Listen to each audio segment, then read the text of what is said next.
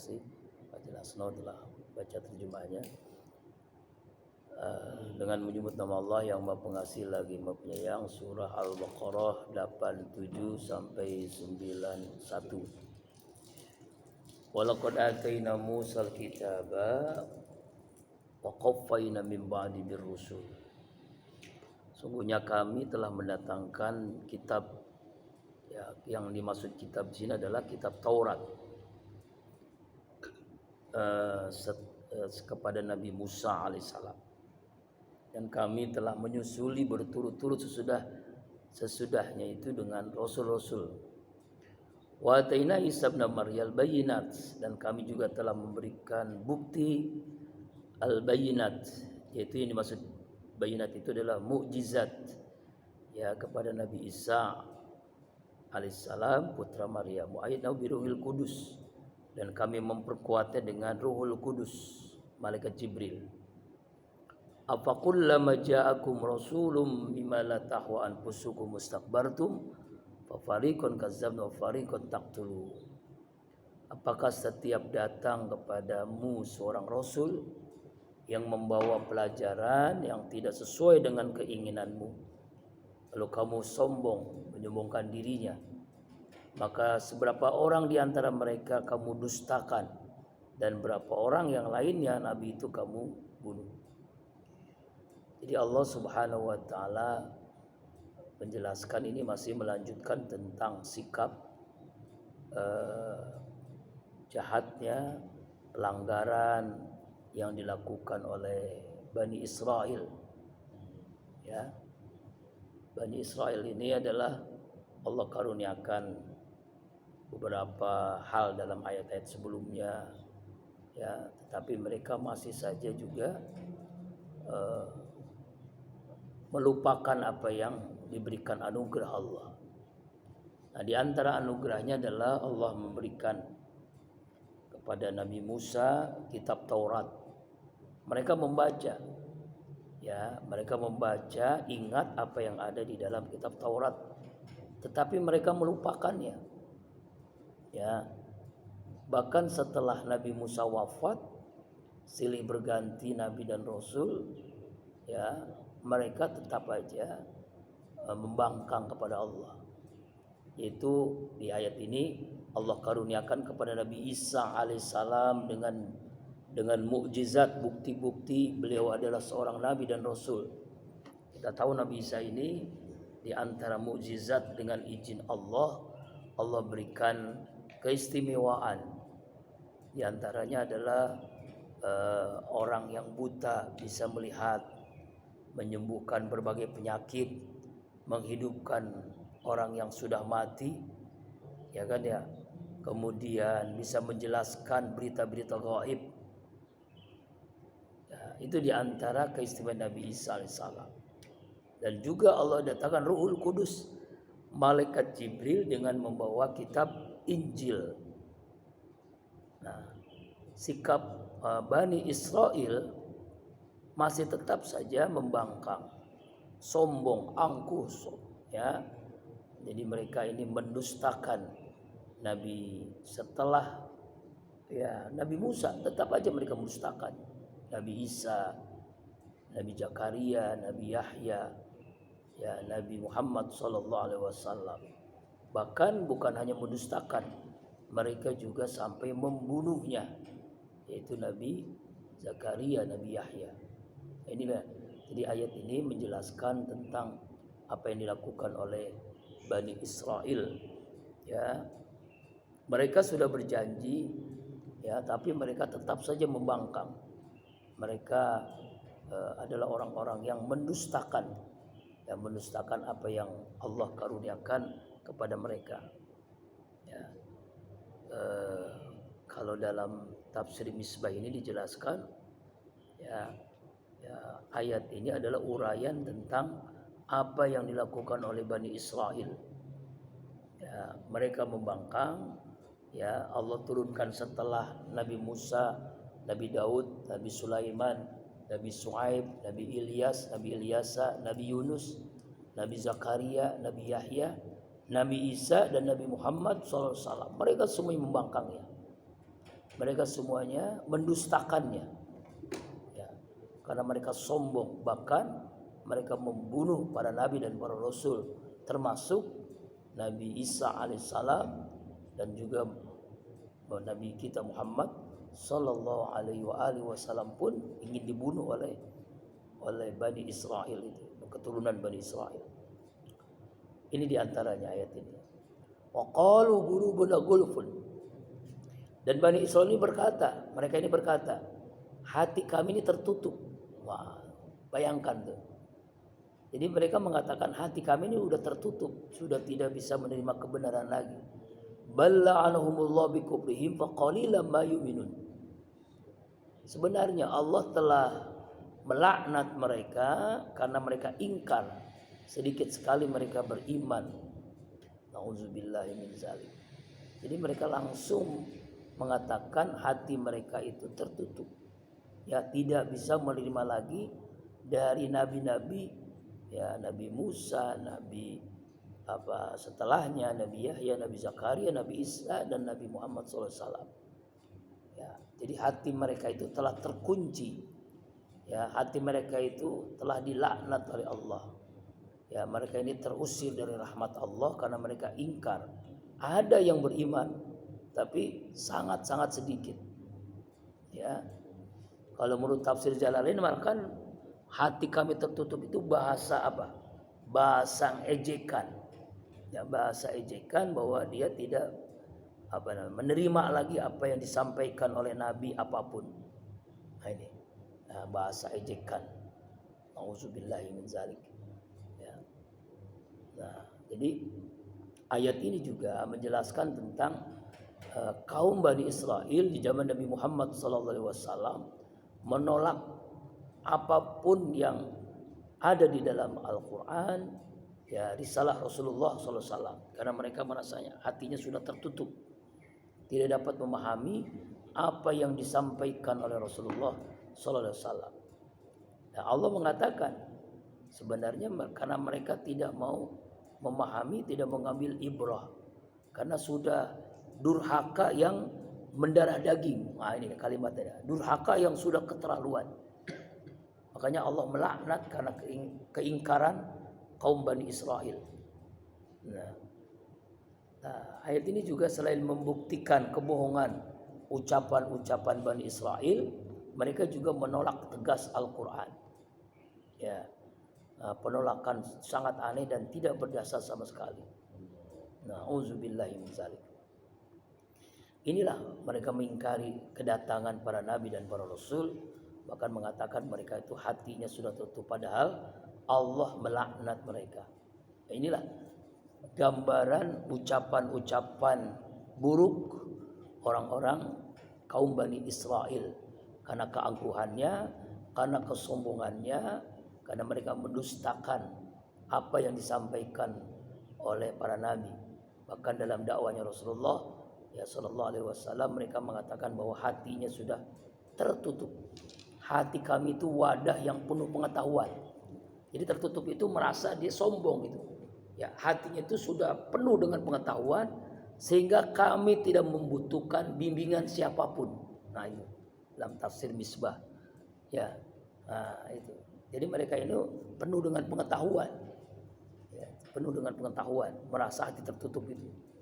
Ya, itu nauzubillahi min zalik. Maka Allah melaknat. Walamma ja'ahum kitabun min indillah musaddiqul lima ma'hum wa qalu min arafu qablu yastafti'una 'ala allazina kafaru. Ayat 89. Yang tadi dibaca terjemahnya, setelah datang kepada mereka Al-Quran dari Allah yang benarkan apa yang ada pada diri mereka, padahal sebelumnya mereka ini memohon kepada Allah untuk kedatangan Nabi agar mereka menang atas orang-orang kafir. Jadi mereka itu berdoa, kaum manusia berdoa supaya datangnya Nabi. Tapi setelah datang mereka ingkar. Fala'natullah 'alal kafirin, maka laknat Allah lah kepada orang-orang kafir. Jadi itulah orang-orang Bani Israel ini. Ya. Jadi mereka ini menolak kedatangan kenabian Nabi Muhammad sallallahu alaihi wasallam. Padahal sebelumnya diangkat Muhammad sebagai nabi sallallahu alaihi wasallam. Mereka ini pernah meminta pertolongan kepada Nabi Muhammad waktu belum Muhammad ini menjadi nabi. Pertolongan apa? Untuk melawan orang-orang Quraisy, musyrikin Arab. Karena musyrikin Arab itu menguasai jazirah Arab. Orang-orang Yahudi Bani Israel meminta pertolongan kepada Nabi. Begitu. Nah, minta pertolongan. Tapi ketika Muhammad SAW diangkat menjadi Nabi dan Rasul, mereka yang paling pertama mengingkarinya, mendustakannya. Maka di ujung ayat, fala'natullah. Maka laknat Allah buat mereka. Nah ini. Nah ya. Jadi inilah ayat ini membuktikan kebohongan Bani Israel, yaitu mereka menolak Al-Quran, menolak Rasulullah sebagai nabi terakhir, ya, nabi yang terakhir. Nah, jadi ini padahal Bani Israel, orang-orang Yahudi itu mereka mengetahui secara jelas bahwa nanti ada nabi yang terakhir di dalam kitab yang mereka baca sendiri dengan sifatnya. Bahkan dalam sebuah riwayat mereka tahu tentang Nabi Muhammad lebih daripada kakek nenek moyangnya sendiri. Saking detailnya ciri-ciri Nabi yang terakhir, mereka tahu itu. Tapi ketika diangkat menjadi Nabi dan Rasul, karena kedengkian kepada Nabi Muhammad, ya, mereka menurunkan karunia-Nya Rasulullah sebagai Nabi dan Rasul. Ini yang menyebabkan mereka ini mendustakan Nabi Muhammad sebagai Nabi dan Rasul. Nah ya, ini ya, inilah orang-orang Bani Israel. Jadi menunjukkan keburukan lain. Jadi ternyata ayat ini juga berkali-kali Allah merinci tentang Yahudi, ya, tentang Bani Israel ini. Ya, berkali-kali mereka mendustakan, berkali-kali mereka mengungkapkan hal-hal yang membuat Allah melaknat mereka dunia akhirat. Kenapa kok dilarang Israel? Kenapa? Jawa nggak ada, orang Makassar. Karena memang kejahatannya lebih daripada itu. Jadi di dunia ini Bani Israel itu lebih dibandingkan orang-orang yang di seluruh dunia gitu. Allah. PKI itu banyak ratusan itu juga di Indonesia. Iya, sama ya. Ini saya lagi bayangin ini, Gimana? memetakan ini. Nabi Musa itu menerima kitab Taurat. Iya. Itu tidak berarti menerima kitab ini. Iya. Ya, dikitabkan itu kan setelah Nabi Musa meninggal, setelah berpuluh-puluh tahun. Nabi Musa, Nabi Isa alaihissalam menerima kitab itu maknanya sama dengan Rasulullah SAW. Iya. Menerima itu diwahyukan, kemudian dikatakan. Iya. Dan umatnya atau pengikutnya yang menuliskan di kemudian. Iya. Sama ya maksudnya gitu ya. Iya. Jadi nggak ada satupun nabi yang menerima kitab dalam bentuk kitab, nggak ada. Iya, nggak ada ya. Ya, makanya kemudian itu terus nyimpang setelah beberapa tahun nyimpang. Nah, kalau Nabi Musa jelas itu dia datang, dia melawan Fir'aun. Iya. Yang mana itu bukan orang Israel. Nabi Fir'aun itu. Fir'aun itu bukan sama orang Israel, dia orang lain, suku lain yang di Mesir kan. Kipti. Iya. Iya. Nah, Musa Fir'aun dihapus, kemudian Musa bersengketa terus dengan pengikutnya sendiri. Iya. Demikian juga kalau Nabi Isa dari lahir dia langsung bermusuhan dengan orang Israel. Dari lahir bermusuhan. Jadi orang Romawi itu dipakai oleh orang Yahudi, Israel untuk menangkap dan membunuh Nabi Isa. Ya. Nah, kalau Nabi Muhammad pertama kali musuhnya kan bukan orang Israel, musuh pertamanya kan Quraisy. Begitu Quraisy maka berjata Quran, barulah dia selanjutnya membahas orang Israel yang ada di Madinah. Kayak gitu ya. Pemetaannya seperti itu ya. Iya. Tapi memang Bani Israel ini awalnya malah minta bantuan Nabi Muhammad. Ya, sebelum menjadi nabi ya, minta bantuan untuk dalam peperangan melawan orang-orang musyrikin Quraisy. Iya. Tapi setelah menjadi nabi malah justru mereka mendustakan. Waktu Rasulullah datang ke Madinah, ya, itu Bani Israel kan sudah ada di situ. Sudah ada. Dan dia tahu itu adalah nabi. Iya. Kan kalimat ini kan, oh iya saya akan beriman. Saya beriman apa yang yang diturunkan pada kita kan enggak. Ya, apa yang diturunkan sama kamu gitu aja. Pak, saya minta izin Pak, saya mau berangkat. Iya. Oh, mau berangkat? Masya Allah. Semoga selamat berangkat pulang ya. Sehat walafiat. Mau kemana Mas? Pasuruan. Masya Allah. Berdua sama istri. Alhamdulillah. Sehat semua ya, fi amanillah ya. Masya Allah. Ada salam kepada Bapak Bakti Rahman. Oh iya, mana? Makanya kalau jawab 5 times saya nggak bisa ngaku. Iya ya Pak Haji. Satu 2 ayat lagi ya, singkat saja, ayat 90. Ayat 90 dan 91. Langsung kepada inti aja. Ayat 90 juga ini sama. Allah melukiskan, mengecam perbuatan orang-orang Bani Israel. Jadi mereka ini sampai menjual dirinya sendiri dengan membeli kepada setan kenikmatan dunia. Dengan kafir terus menerus. Mereka menutupi apa yang kebenaran wahyu yang Allah turunkan kepada Nabi dan Rasul. Mereka mengkufurinya bukan karena tidak mengakui kebenarannya, tapi karena dengki kepada Allah. Bahwa Allah menurunkan karunia-Nya kepada siapa yang dikehendakinya. Yang diantaranya itu Nabi Muhammad SAW. Nah itu, makanya mereka mendapatkan kemurkaan oleh Allah. Dan kemurkaannya itu di atas kemurkaan. Allah memberikan kemurkaan di atas kemurkaan. Karena saking luar biasa. Maka fabau bi ghadabin ala ghadab. Murka di atas murka. Murka di atas murka. Inilah bagian daripada ajab Allah. Di antaranya mereka mengubah ayat-ayat kitab Taurat. Ya, menolak Nabi Isa alaihissalam, mengingkari kitab Injil, kitab Al-Quranul Karim, bahkan kafir kepada Nabi Muhammad SAW. Jadi murka di atas murka. Yang terakhir ayat 91, ya kan, ketika sebagian kaum muslimin berkata kepada orang-orang Yahudi, Bani Israel, berimanlah kalian kepada Al-Quran yang Allah turunkan. Apa jawaban mereka?